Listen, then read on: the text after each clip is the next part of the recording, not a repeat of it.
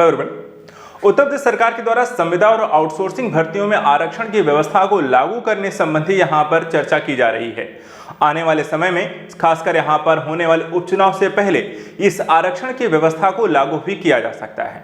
इस मामले को विधानसभा की समिति के द्वारा यहां पर उठाया गया, जिसको लेकर के सरकार पर दबाव भी बनाया जा रहा है।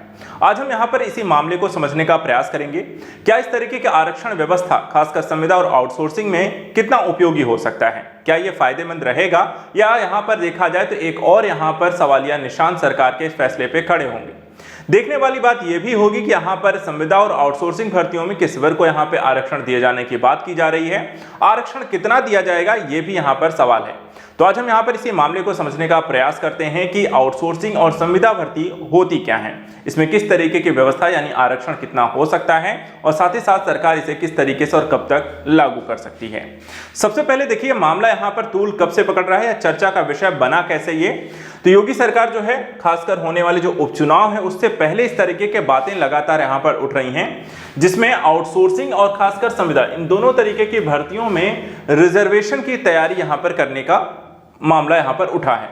कई तरीके के नेता जो हैं यहाँ पे राजनीतिक स्तर पर इसको लेकर दबाव बनाया जा रहा है, और इस चीज को लेकर सरकार अब आरक्षण की व्यवस्था पर एक बार फिर से बहाल करने को लेकर उसको लागू करने को लेकर चर्चा कर रही है। देखा जाए तो विधानसभा की 10 सीटों पर होने वाले हैं उपचुनाव, और उपचुनाव से पहले इस तरीके के आरक्षण की व्यवस्था की घोषणा की जा सकती है। इस तरह की न्यूज आ रही है।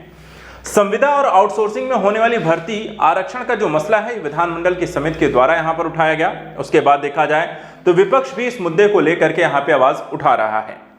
शासन और सत्ता की गलियारों की बात करें तो यहाँ पे जो अलग अलग वर्गों के आरक्षण देने की बात है तो इसमें कहा गया है कि एससी को 21%, एसटी को 2% और ओबीसी को 27% आरक्षण का यहाँ पर फायदा मिल सकता है संविदा और आउटसोर्सिंग भर्तियों में। लेकिन मुद्दा यहाँ पे चलिए एक और चीज समझ लेते हैं, क्या संविदा और आउटसोर्सिंग भर्तियां एक ही होती हैं या दोनों अलग अलग होती हैं, और इसमें बेसिक डिफरेंस क्या होता है और किस तरीके के फायदे यहाँ पर आपको मिलते हैं। तो देखिए यहाँ पे संविदा और आउटसोर्सिंग जो कर्मचारी हैं या भर्तियां हैं, सबसे पहले संविदा कर्मचारी के बारे में समझिए। संविदा कर्मचारी कैसे होते हैं, इसमें सरकारी विभाग और कर्मचारी के बीच क्या होता है, एक कॉन्ट्रैक्ट किया जाता है।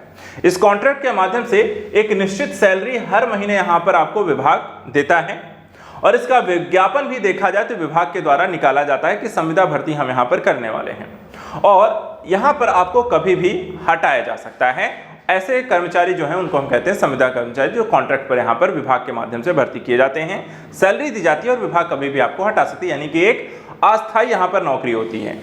वहीं अगर हम बात करें आउटसोर्सिंग कर्मचारियों की, तो इसमें कंपनी या थर्ड पार्टी और विभागों के बीच एक कॉन्ट्रैक्ट होगा। कंपनी या थर्ड पार्टी सरकारी विभागों को कर्मचारी उपलब्ध कराती है, कभी भी कॉन्ट्रैक्ट को खत्म किया जा सकता है, और इनमें दोनों से सरकार को काफी यहाँ पर फायदा होता है। तो यानी कि दोनों ही तरीके की व्यवस्थाओं से सरकार अपना काम करा लेती है, परमानेंट यहाँ पे कर्मचारियों को हायर नहीं करना पड़ता है, और कभी भी यहाँ पर इनको निकाला जा सकता है। तो इस माध्यम से सरकार अपने कार्यों को बेहतर तरीके से संचालित कर पाती है, और वित्तीय जो बोझ होता है वो सरकार पर नहीं पड़ता है। अब इस और चीजों को यहाँ पर आइए समझ लेते हैं। देखिए ऐसे कर्मचारी जो थे सरकारी कर्मचारी की तरह इन्हें मूल वेतन नहीं मिलता है, साथ ही ना तो इन्हें सरकारी सुविधाएं मिलती हैं, साथ ही सरकार जब चाहे कॉन्ट्रैक्ट यहां पर इनका खत्म कर सकती है। सरकार ऐसी भर्तियों को बढ़ावा दे रही है ताकि उस पर आर्थिक बोझ ना पड़े, और नियुक्त कर्मचारियों की संख्या को भी यहां पर तय किया जा सकता है, या लिमिटेड एक लिमिट तक यहां पर सरकार के माध्यम से किया जा सकता है। सरकारी विभागों में देखा जाए तो 4 लाख से ज्यादा संविदा और आउटसोर्सिंग के कर्मचारी वर्तमान समय रखे गए हैं, उनके माध्यम से सरकार अपना काम चला रही है। सबसे ज्यादा देखें तो चिकित्सा, स्वास्थ्य विभाग, नगर विकास विभाग, पंचायती राज विभाग और ग्राम्य विकास विभाग में संविदा और आउटसोर्सिंग कर्मचारियों की भर्ती वर्तमान समय में की जा रही है।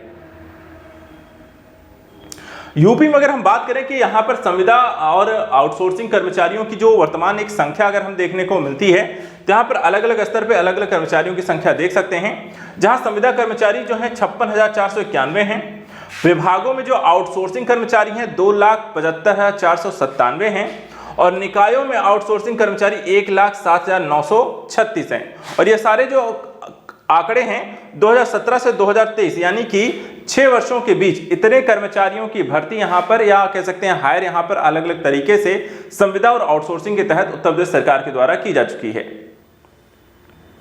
अब सरकार के लिए आरक्षण को लागू करना क्यों जरूरी हो गया है, यानी कि यहां पे आउटसोर्सिंग संविदा में, ये भी आइए समझते हैं इसके पीछे कारण क्या है। देखिए, सरकारी विभागों में अस्थायी भर्ती नहीं होने के कारण विपक्ष यहाँ पे माहौल बना रहा है। सरकार संविदा और आउटसोर्सिंग भर्ती कर आरक्षण को समाप्त करना चाहती है। एक तरीके से लगातार देखिए, अगर आप सरकारी जो जॉब्स होती हैं, एक परमानेंट जो जॉब्स हैं, अगर उनके माध्यम से आप हायर करते हैं, वहां पे आरक्षण की एक व्यवस्था है और उसके माध्यम से भर्ती होती है। लेकिन अगर आप यहाँ पे संविदा पर हायर कर रहे हैं, आउटसोर्सिंग के माध्यम से हायर कर रहे हैं, तो वहां पे एक तरीके से प्राइवेट जॉब हो गई। और प्राइवेट जॉब में देखा जाए तो यहाँ पे लोग आरक्षण की व्यवस्था को लागू नहीं करते हैं और इस पर एक सवालिया निशान यहाँ पर विपक्ष की तरफ से उठाया जा रहा है कि सरकार कहीं ना कहीं आरक्षण की व्यवस्था को खत्म करने के लिए इस तरह की व्यवस्था लागू कर रही है। आरक्षित वर्ग के युवाओं को सरकार विभागों में संविदा और आउटसोर्सिंग पर काम करने का यहां पर अवसर आसानी से नहीं मिलता है। उपचुनाव में विपक्ष से उनको मुद्दे बनाकर पिछड़े और दलित वोट बैंक को यहां पर साधने की कोशिश कर रहा है और सरकार के मंत्रियों के साथ पार्टी के विधायकों पर भी देखा जाए तो एक दबाव यहां पर इसके माध्यम से कम होगा, यानी राजनीतिक स्तर पर एक लाभ वहां पर बनता हुआ इसके माध्यम से दिखाई दे रहा है। विधानमंडल की समितियों ने यहां पर इस तरह की सिफारिश क्यों की है आउटसोर्सिंग और संविदा में आरक्षण की व्यवस्था को लेकर, तो वो भी समझ लीजिए।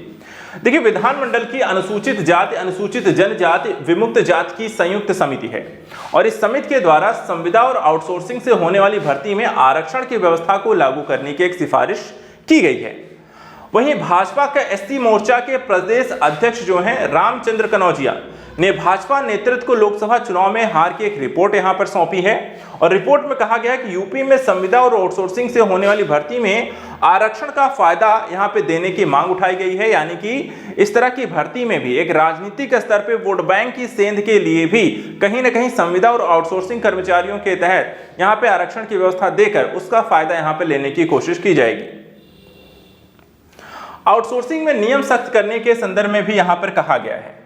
देखिए, वर्तमान समय में जो आउटसोर्सिंग से संबंधित यहाँ पे भर्तियां हैं उसमें यहाँ पे कुछ जो नियम हैं उसको और भी ज्यादा सख्त करने को लेकर के कार्मिक एवं नियुक्ति विभाग के अपर मुख्य सचिव देवेश चतुर्वेदी ने यहाँ पे बताया है, आउटसोर्सिंग कर्मचारी सीधे तौर पे सरकारी कर्मचारी नहीं माने जाते हैं। सरकार आउटसोर्स कर्मचारियों की सेवाएं ठेकेदार के जरिए लेती है और इसलिए इसमें आरक्षण का फायदा फिलहाल नहीं मिल रहा है।